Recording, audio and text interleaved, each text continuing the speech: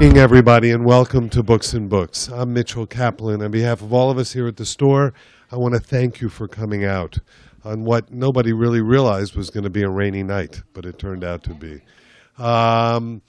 This is a very special occasion for us. One of the first events that we had when we opened this new location back in 1999 was with Mr. DeMille. And I don't think that he's been to our location since. But he certainly has not written books. We all know that he has written prolifically and wonderfully over all these years. And we thank him for coming tonight to visit Books and Books again and see how we've grown and matured. In fact, we've matured so much that now Mr. DeMille and all of you can invite all your friends from around the world to watch what's going on here tonight live. We are live streaming this event. We thank UA Media and all the folks that are associated with them for putting this on here at the bookstore. You can go to our website after the event, and you can watch it all over again if you'd like as well. Or you can watch any previous events, too. And we'll be doing this throughout the fall as well. So we're glad you're all here. We're also very fortunate in Miami to have a very strong literary community.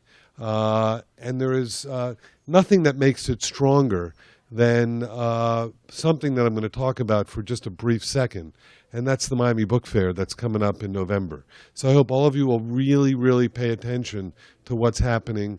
Go online to miamibookfair.com and find out about all the great authors that are coming, because there are many. It's November 17th through the 24th, so please find out about it. There is nothing stronger in Miami than the incredible writing program at Florida International University. And there is no writer stronger at that program than the writer who will do our introduction tonight. And you know him as the writer of the John Deal Mysteries, a contractor with a heart of gold, if you can believe it. You also know him for his wonderful nonfiction that he's written, everything about Carnegie and Frick to the great Henry Flagler and Henry Flagler building the railroad. Meet you in Last Train to Paradise. I can't believe I blanked on that. And his name is Les Standiford. I hope you'll give him a warm welcome. Les Standiford.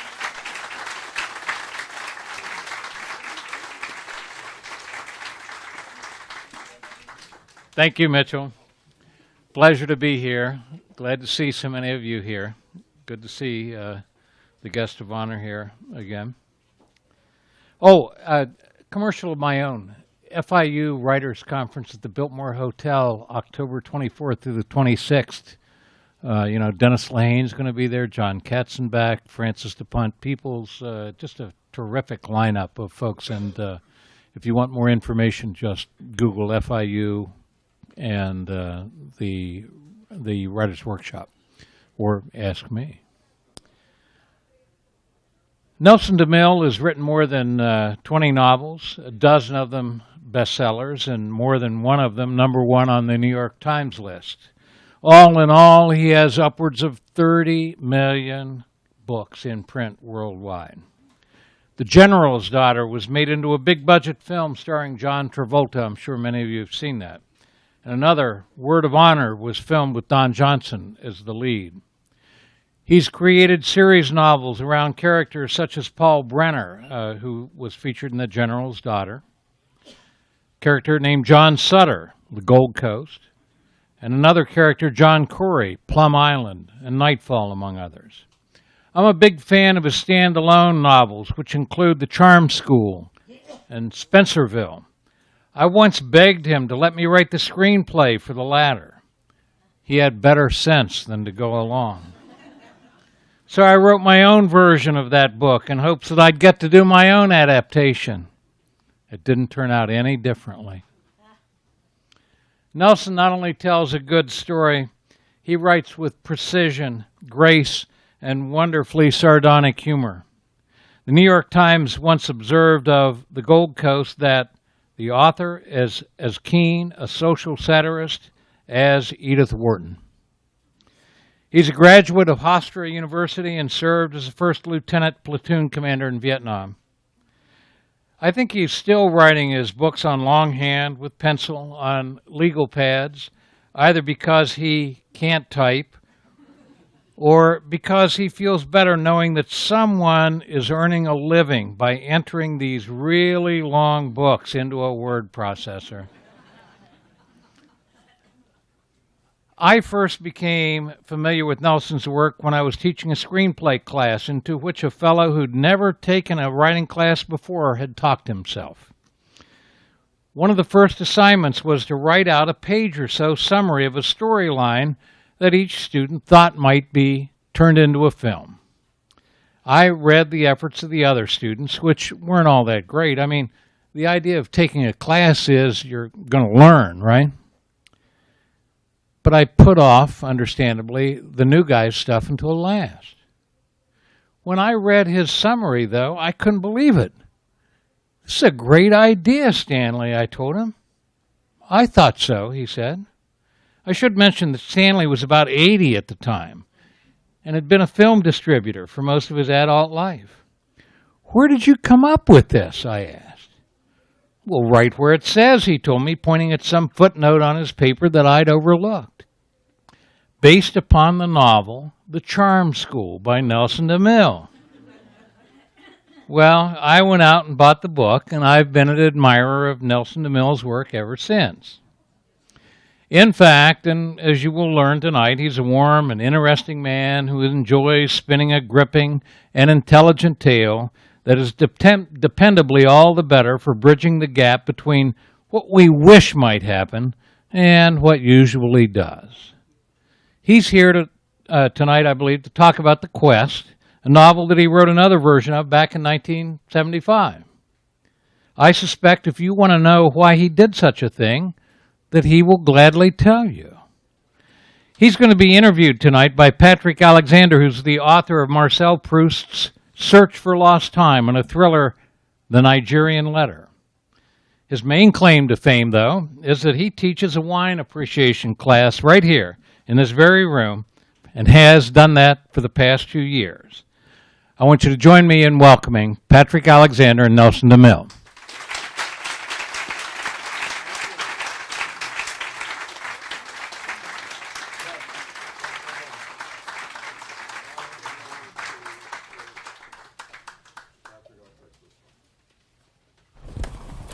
Well, we're sharing a microphone tonight. I hope you don't mind. Mr. Sandiford has actually spoilt my whole evening. Oh, thanks. Already. I was going to start off by explaining that I really divide authors into those who write on Macintoshes and those who use Microsoft. This microphone only works if you hold it very close to your mouth. Like that. Good. Only. Sound goes over. So I wanted to ask whether you write on a Microsoft Word or whether you work on a... And now I know that you write with the pencil on paper. Right. Is it a number 1 pencil or a number 2? Number 1. Then I think he's a Macintosh man. I'm sorry, we have to share this. Right. I've got 2 questions to ask about The Quest. First of all, what made you write it in the first place? Because it's so different from all your other novels. And secondly, why did you rewrite it after 38 years? Oh. I don't know. I wrote it in 74, 75, and I was a new writer then. I don't think I'd had much published, a few paperback originals, and The Quest was published as a, we hear this? We're going to hear it, right? As a paperback original in 75. And it wasn't so much different. I just, I didn't know what I was doing. I was writing a lot of police procedurals. The events that take place in the book, should tell you what the book's about. Let me ask this. Has anybody read the book yet? Nobody. You just bought it tonight. Nobody's read the book yet, right? No. Okay. You have read the book. Okay. You're reading it. Okay. Good. It's about a search for the Holy Grail. I call it Indiana Jones meets the Da Vinci Code, just to make it shorthand. And why I wrote it then originally was that the events were taking place in Ethiopia. The Ethiopian Revolution which is a Marxist revolution, had deposed Haile Selassie. He was arrested. They were executing members of the royal family. I found the whole thing interesting. This 3,000-year-old dynasty. I said dynasty, not dynasty. That's my British accent. Was coming to an end, and Haile Selassie was a well-known figure at the time. He was the direct descendant, theoretically, of the Queen of Sheba and King Solomon. So this was happening. So when I was writing the book, this was actually taking place late 74 and then into 75. And the events of this book take place in late 74, 75. When I finished the book, I didn't know what happened to Haile Selassie because I had to turn the manuscript in, so it didn't have a resolution there. But why did I decide to rewrite it? It was like my first full-length novel that had been published. I said paperback original for about $1.25. I think it cost. It's about 75,000 words. So you don't think you're getting an old book. This book, the new version, is about 140,000 words, almost double the size. Plus, of course, I did a lot of rewriting. But I had a fondness for the book because it kind of got my career started. And I went to the publisher and I said, I had two choices. One was to make believe that it was a new book that they had never seen before, but the other one, because it was 40 years had gone by, and probably 500 people read the book originally. But I told them I had this old manuscript, and I wanted to redo it. And they read it, and they liked it. They said, you know, your writing has improved slightly in the last 40 years. You could do a good rewrite on this. Let's do it. And so that's the backstory of it. And so I sat down. I thought it needed kind of a shave and a haircut. I sat down in January. It took me about 7 months to rewrite it, which is interesting because it took me like 6 months to write it initially. But I was trying to make it actually good this time. And people have read it, and the reviews, early reviews, really been good. And ultimately, you know, it's very rare that an author goes back to an older book, especially, you know, a book that's been published. But 40 years had gone by, so I figured everybody who's read this is probably dead by now. So no, nobody. And we called it the same thing, the Quest. So if anybody remembers, nobody here read the original Quest, I'm sure. Anyway, that's a little bit of the backstory, Patrick. Well, on top of that, how has it changed? Did you change the plot? Are there for those old people here who have read it, what can they look forward to? All the characters are the same. I like the characters you know, that I found when I reopened the book. All the characters survived in the new version. Nobody was added. Nobody was really subtracted. The original version had a kind of a downer ending, which is probably how I felt when I was writing it for like a $1,000 advance. I figured, you know, for $1,000 advance, you get a downer ending. But the new book has a much happier ending. The new book also, a bigger advance, yeah. More of a love story, does so. I mean, it sounds very muscular, so I see a lot of women here saying, "Oh my God, am I going to like this?" It's a love story, actually. I really grafted a good love story onto the original book. There's 3 characters in the book. Frank Purcell is a young man. There's 3 main characters. He's a young man. He's a freelance reporter. He's in his 30s. And then there's Henry Mikado, who's an older man in his late 60s, and he's also a reporter, but he's kind of a famous reporter. He's been around. He's covered World War II, and he covered the original Ethiopian invasion when the Italians invaded in '36. And when I was writing it the first time, of course, I identified with Frank Purcell, the 30-year-old. But 40 years later, I'm saying I really want Henry to get the girl at the end, you know, because. But it was interesting to actually create these characters back in the, you know, in 74, 75, when I was, you know, the young man's age, obviously, and then to redo it, and I could actually see, you know, why Henry should really get the young woman at the end, but I won't give the ending away. Well, I'm going to be careful not to give the ending away, but I have spent, 2 things happened this weekend. Your book was delivered at Books and Books, and my granddaughter was visiting. I'm afraid I ignored my granddaughter. I was so carried away. The sort of things I noticed were obviously the Search for the Holy Grail, not the Monty Python version, the Mallory version. Hero with a Thousand Faces, the Da Vinci Code, which was written 20 years after your book.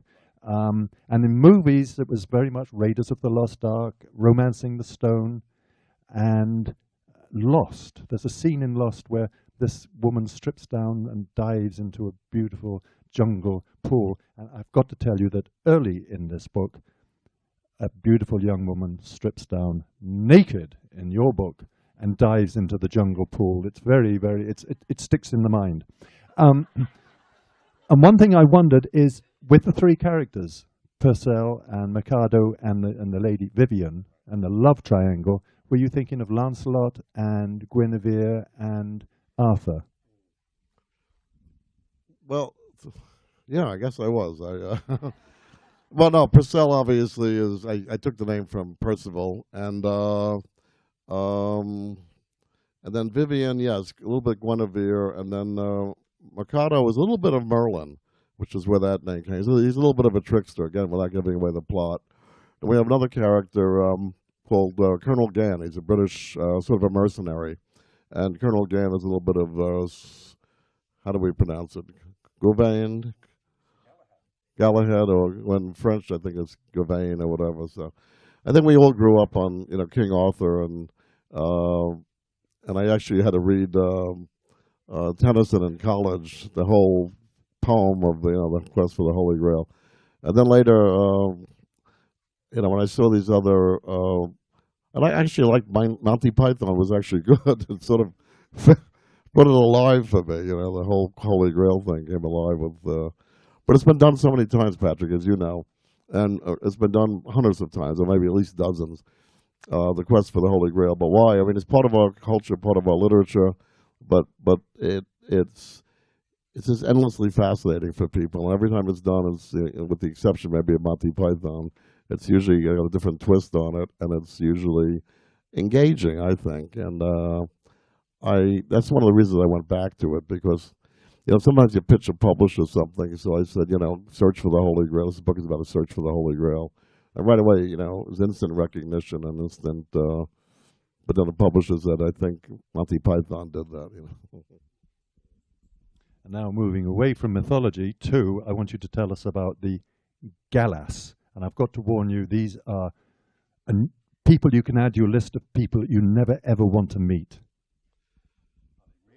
Yeah, the Gala tribe. Again, this is Ethiopia. The setting is 1974, and there were fierce tribesmen called Galas, who I've never met, or I wouldn't be here, I'm sure. And I found them fascinating. They were very kind of primitive. I mean, ancient warrior type, cults. Some of them are Christian, some of them are Muslim, and some of them are pagan.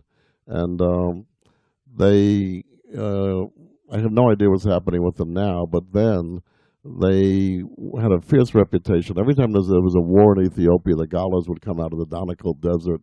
They harassed the Italian army, they harassed the British army, and I wanted to make them part of the book, but I didn't. There wasn't a lot of information about them at the time, and research was tough because we didn't have the internet, so we had to kind of make up some stuff. But I think the Gala tribesmen, I think, represent. If this book has, if this book is, what you would say, representative or not representative, the Galas represented, I guess, everybody's worst nightmare. These fierce horsemen coming out of the desert at night and killing people. But I won't give away the plot, so we don't know who they're going to kill. Just as you have a beautiful girl right at the beginning diving naked into a pool, you also have, in case anyone forgets, you also have extreme cruelty very early on. I mean, it's really, really dramatic, and I wondered why. I think you're very clever there because it creates a tension over everything. Do you want to? Yeah. Well, again, this is a case where you don't have to make it up. I mean, the Ethiopian Civil War was very cruel. I mean, it never made a lot of news here in this country, I think, except that Haile Selassie was a world figure, so we kind of followed it. But it was one of these rare cases where all of a sudden, from nowhere, very stable civilization, I say a 3,000-year-old dynasty, all of a sudden comes to an end. All of a sudden, the army revolted, and somehow the Marxists got involved. This is the 70s, don't forget, when the communists were kind of on the ascension, and it was very much like the Russian Revolution. The Marxists started executing aristocrats, the princes. They killed most of the royal family. They imprisoned Haile Selassie. So I think the book, and also they were killing, merchants. There were still Italians left in the country, expats from the time of Mussolini who left the country. So the whole country underwent this revolution the way Russia did in 1917. And so it was a little bit, Indiana Jones meets the Da Vinci Code meets actually Dr. Zhivago. So you'll see that in the book. That's kind of the background of what's going on against, what my characters are going through is the revolution, which is turned out to be very, very cruel and actually bloody revolution.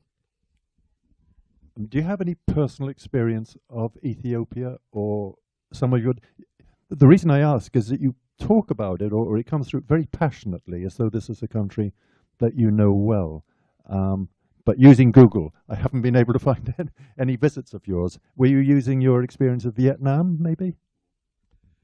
Yeah, I wrote this book in late '74, and so I think I'd been out of the jungles about 6 years.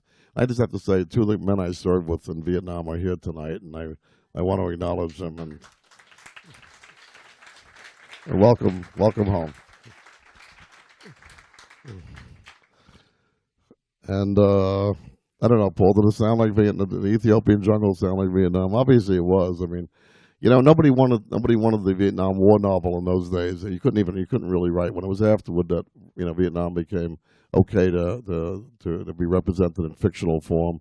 And I think it was the movies, like Coming Home and Platoon that kind of like opened it up. So I had this experience. Like every man who goes to war, you want to write about it, but really the publishers didn't want to do Vietnam War novels. So I just took that Vietnamese jungle. It wasn't much of a stretch to move it to Ethiopia, so that's where that came from. Most people don't know much about it. I'm speaking for myself here. Could you tell us a bit about the history? Because it's absolutely fascinating. We're going back to Solomon and Sheba and... Boy, I really feel like, would you guys be bored if I told you the whole history of Ethiopia for 3,000 years? Solomon and Sheba. We know King Solomon, king of the Jews. Sheba was native Ethiopian. She went to visit. She heard that Solomon was a very wise man. This is 3,000 years ago. You guys I hope you got time, right? So 3,000. Then she went to Jerusalem to find King Solomon, and whatever happened, and she got pregnant. And I wasn't there, so I don't know what happened. And their child was called Menelik, and he was the first of the 3,000-year-old dynasty. 1,000 years go by, and then Christianity starts to sweep through what is now the Middle East and move down through Egypt into the Sudan. And Ethiopia was a Christian country, a very Christian country, but with a substantial Jewish population left over from the days of Solomon. The Jewish population are called Falashas. They are native Ethiopian Jews who used to be there but left, and most of them went to Israel in 1974-75. But Ethiopia was very much part of the old Eastern Roman Empire. It was, on the Nile, and it was easy to get to and via the Red Sea. When Islam swept, and this is in the book, this is how the Holy Grail wound up there, if you will.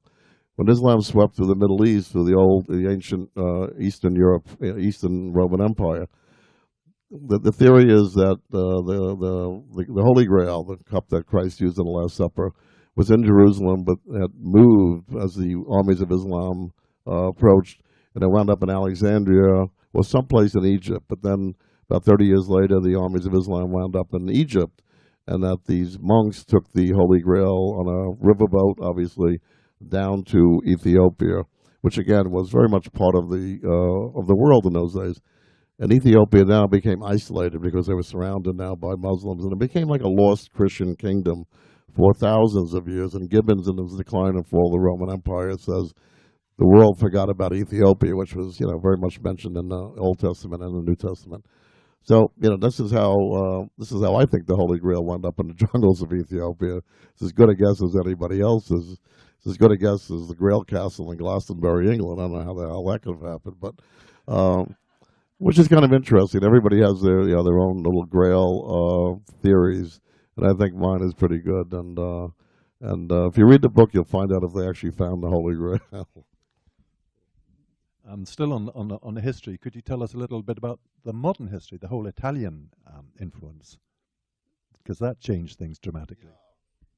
I actually had, not me, but my great-great-grandfather was Italian. He was in the Italian army that invaded Ethiopia in 1896, the first Italian invasion. Eritrea and Somalia, I guess, were Italian colonies on the Red Sea coast. And the king in 1896, and I can't think who it was, maybe Humberto, decided he wanted Ethiopia. It had never been conquered before. Ethiopia's always been an independent country, never a colony of anybody. It's one of the only countries in Africa that was never a colony. So Mussolini saw an opportunity to add another chunk to his new Roman Empire. But go back to 1896. Before that, first Italian invasion, 1896. My great-great-grandfather was with the Italian army at a place called Asmara, where the Italian army was actually surrounded by a huge Ethiopian force, almost annihilated to the last man. Obviously, he survived. I would not be here if he didn't survive, but that's part of the family history. 1936, again, I still have relatives in Italy, and a couple of them were supposedly on the Ethiopian invasion. I knew this as family history, but it didn't kind of register. It didn't make me want to go to Ethiopia. But when the revolution happened in '74, and I was probably, if you think back on it, I was looking for an idea for a book, and I said, well, what the hell? Nobody knows anything about Ethiopia. I can make all this stuff up, So and the result was the quest. But I have actually done subsequent research to make sure that my facts from the 1970s were kind of accurate anyway. A slight digression, just because of what's happening in Kenya this past few days, which is very close. It's Somali rebels, and they're very close to the Ethiopians. So after reading your book and seeing the total chaos which exists in '74 and today, I wonder if you've got any theories about, do we have Al-Qaeda in Ethiopia? I think Ethiopia today is a stable country. Again, there were a lot of people who wanted to bring the emperor back because he represented such stability. And he was, but that particular emperor, Haile Selassie, was a world figure, and he was very well respected.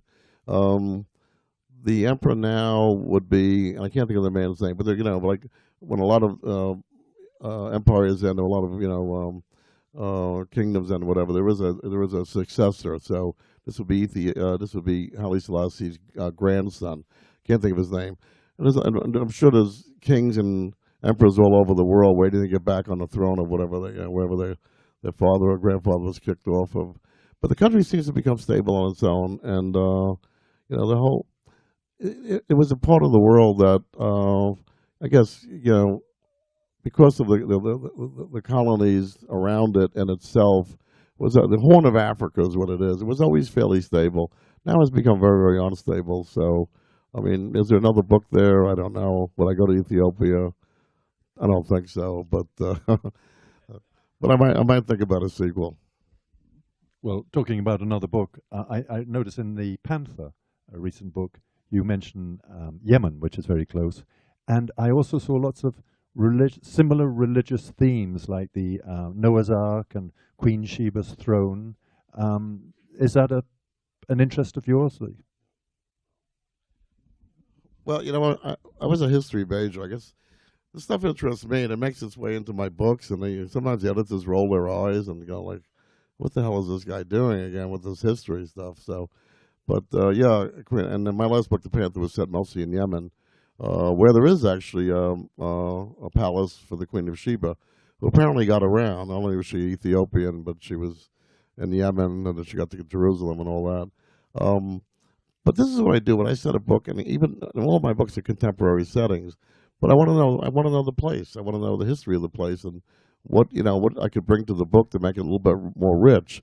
Yemen to us is just a lousy place where people are killing each other, but it's an old biblical land.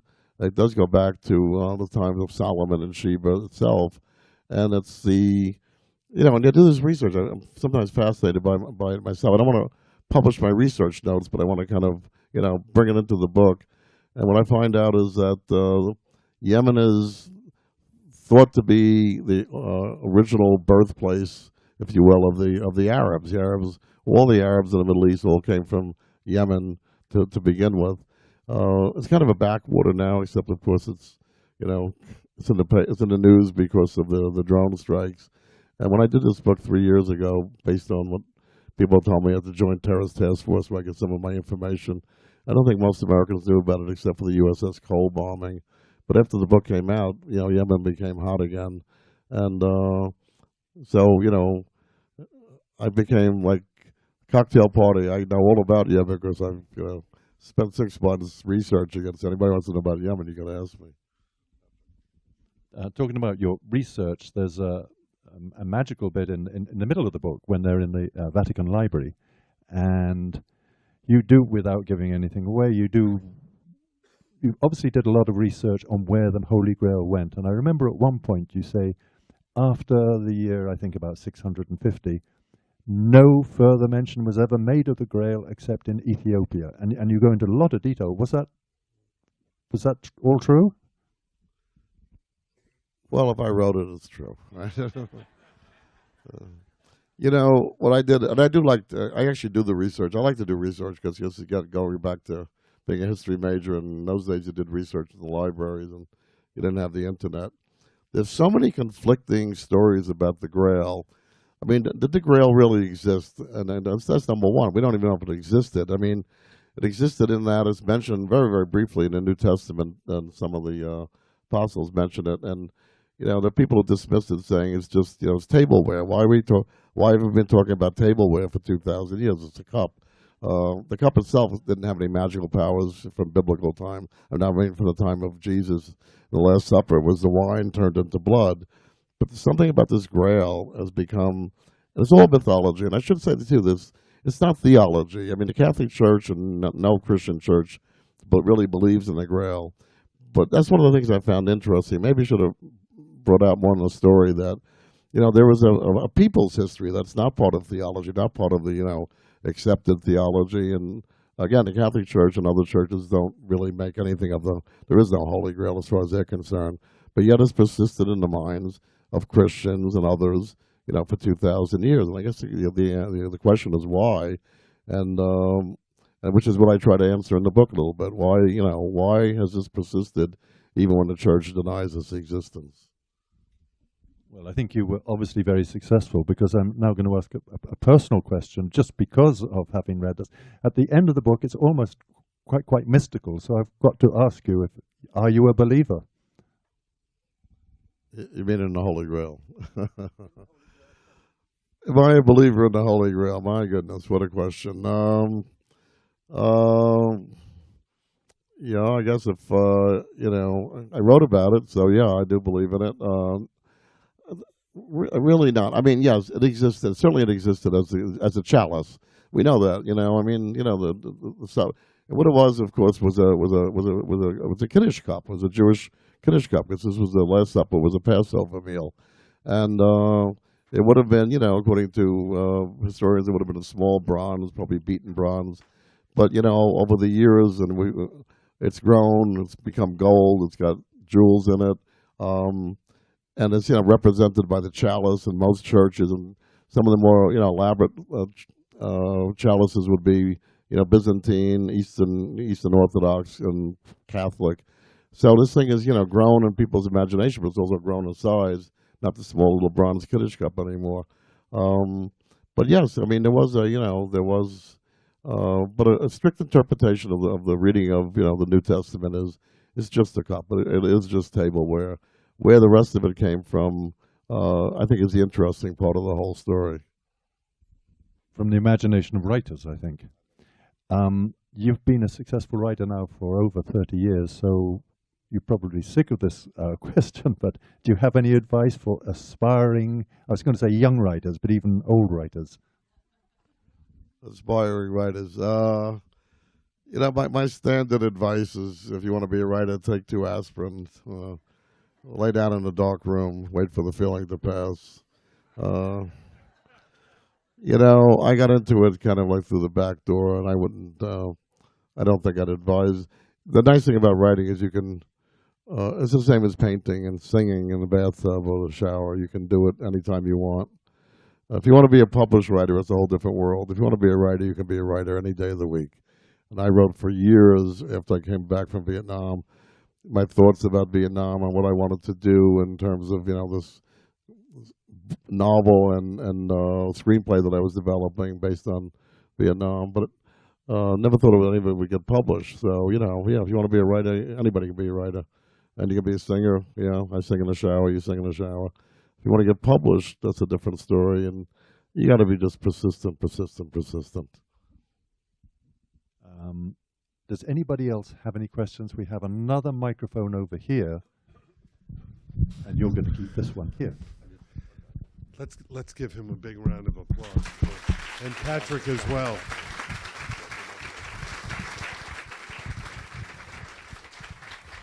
So that people in the internet can hear the question, I'm going to ask that you ask it into the mic. So who's got a question? This gentleman right here. Will you stand for a second? Yeah.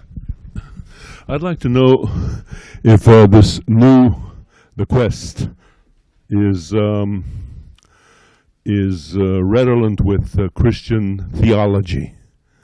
Like, the Da Vinci, you compared them to two, so I'd really like to know if it's got that stuff. You need that too. But both, just right? repeat the question. Yeah, is the quest have a lot of Christian theology in it?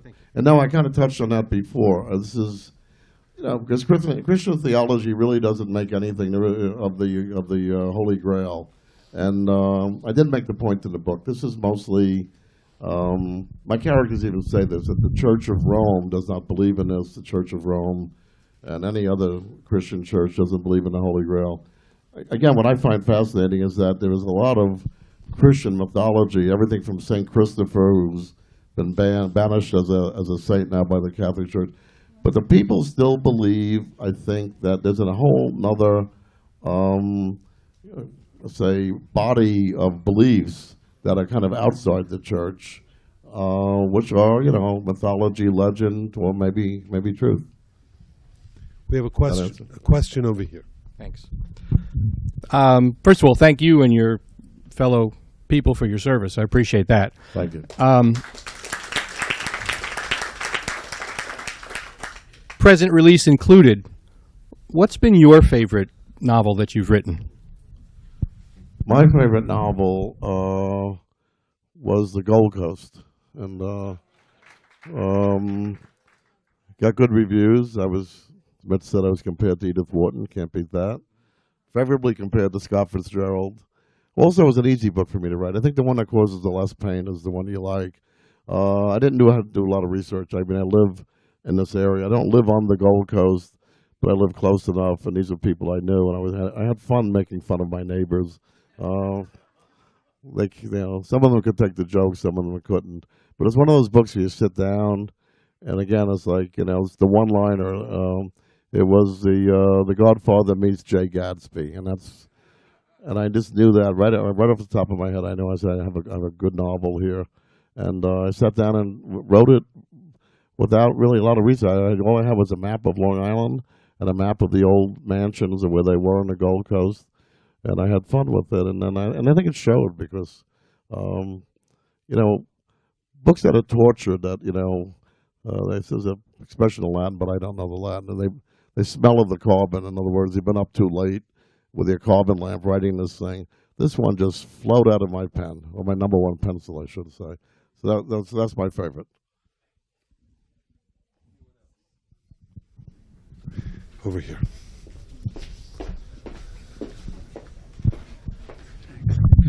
Nelson, I'm really looking forward to starting to read The Quest tomorrow, but I need my John Corey fix. When is he coming back? Oh, John Corey, I've been on tour for like 10 days now, and I keep hearing about John Corey, who I have come to loathe.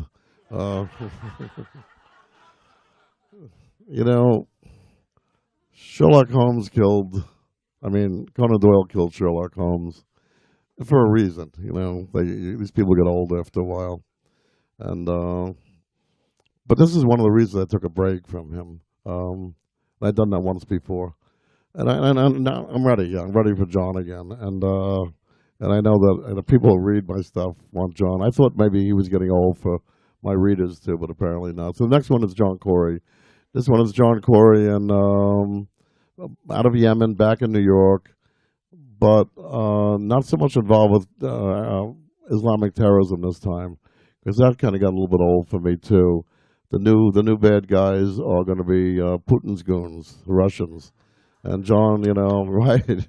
And I think I'm going to have a lot more fun with that because the Russians are a little bit more interesting. They smoke, they drink, they carouse, right? So, and it's mostly set in New York City, but also in a little bit in the Hamptons. So it's going to have a little bit of everything. It's kind of a different, but he's still, of course, with the Joint Terrorist Task Force. But his new assignment, because of problems he's had with political correctness, he's been kicked off the Mideast section of the Terrorist Task Force. And they assigned him to the Russian section. So, I mean, the Russian section. That's what I'm working on now. I have a question. When you wrote Cathedral, did you live at St. Patrick's? Because I felt like I knew every little corner of St. Patrick's Cathedral, and you had such access. So I wondered. I reread and reread parts because I felt like I was walking through it. St. Patrick's Cathedral. I walked through every inch of that place. I knew the rector there, Monsignor Rigney, who's passed since, and I wrote him a letter telling him I was doing this beautiful book about St. Patrick's Cathedral. I actually lied to this priest, and so not only did he give me access, he gave me the name of the resident architect. There's always a resident architect there. The fellow's name was Knight Sturgis, a man in his 80s then. And he was a wonderful man. He took me through the cathedral into the every part that's described, including the basement, including the crypts and that type of thing. And I became fascinated. I wasn't writing the book. I was just going through the cathedral wherever I could, and it was fascinating. And then about, I'm trying to think when it was, March or April, I got a letter from Cardinal Dolan, who's the Archbishop of New York. And I saw the envelope, and I knew, I said, oh, my God, this guy's pissed off about this book that he probably just read. So I opened a letter, and it was a regular, letter, and it was handwritten, and the man couldn't have been nicer. One of his favorite books was Cathedral, which I thought, caused some problems there, because when the book came out initially, there was this concern that we're giving terrorist ideas about, blowing up the cathedral and all that. But he loved the book, and then he invited me for breakfast. And I knew that if I went, this would be the most expensive breakfast I've ever had in my life. It's a true story. So we had breakfast a couple of months ago in the rectory behind St. Pat's. And he said, so you've done quite well with this book, Cathedral. So, true story, which I'll probably put on my website next week or something. I have donated, St. Pat's is in the middle of a $172 million restoration campaign. And I am now contributing all my royalties from Cathedral in perpetuity to this restoration campaign. So I didn't know how to say no. So anybody else?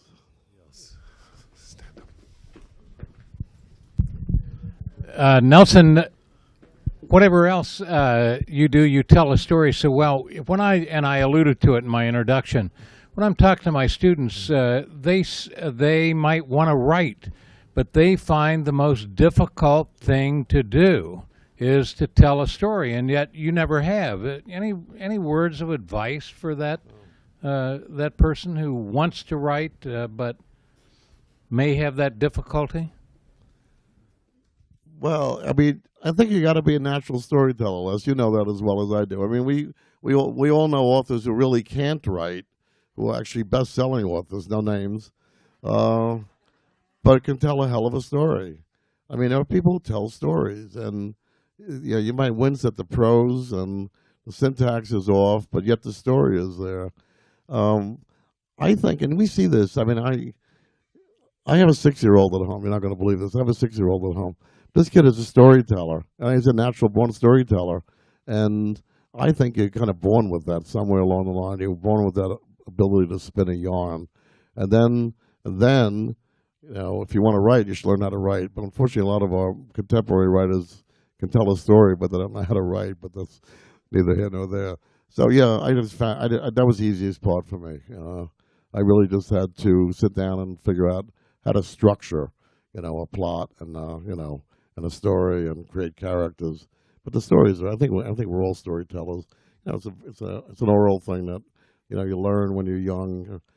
I don't think kids do this anymore, but we used to sit around the campfire. There'd be the literal campfire telling each other stories. I don't know if kids do that anymore. Anybody?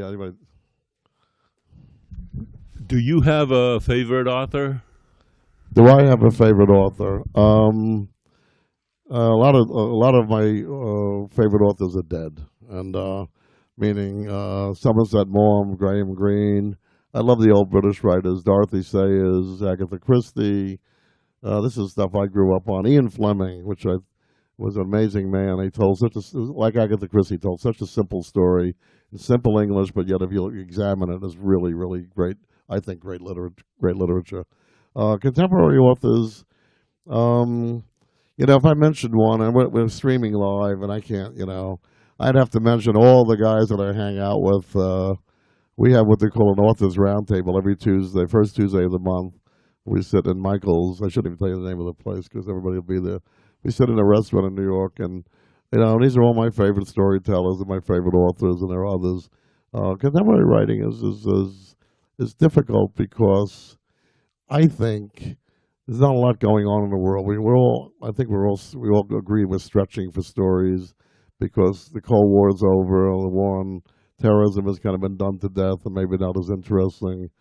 The great writers like Steinbeck during the Depression wrote about the Depression. He wrote about World War II during World War II. I think now we're kind of like in this, maybe dead piece of history. So if you're writing contemporary thrillers, especially action adventure, you really have to think about what to write about.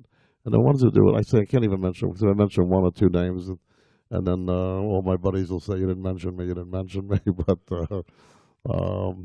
and the other thing about contemporary literature is that it's often not looked at as favorably, obviously, as the so-called literature that is unreadable. I think today's so-called contemporary stuff or popular fiction will be, some of it will be classic years from now. Just the way James Bond is. Ian Fleming stuff has become classic, and so does Agatha Christie. But at the time, they were just, popular fiction writers. So I avoided the question of who my favorite authors are, right? Well, I want to thank you for just such a remarkable evening. Thank you so much. Thank you so much for Thank being you, Patrick. here. And thank you, Patrick, as well. Thanks, Patrick. Thank you. It was really great. I'll take that. And I want to thank all of you for coming as well, and all of you out there in internet land for watching as well. Now it's your job to go and buy 10 books each. They're available up front. Some of them are even pre-signed if you can't wait in line. Mr. DeMille will be signing on the other side of the store. And when you rise, if you're able to, just fold your chair and put it against the wall so we can get out of this room without tripping. In any case, thank you all for coming once again.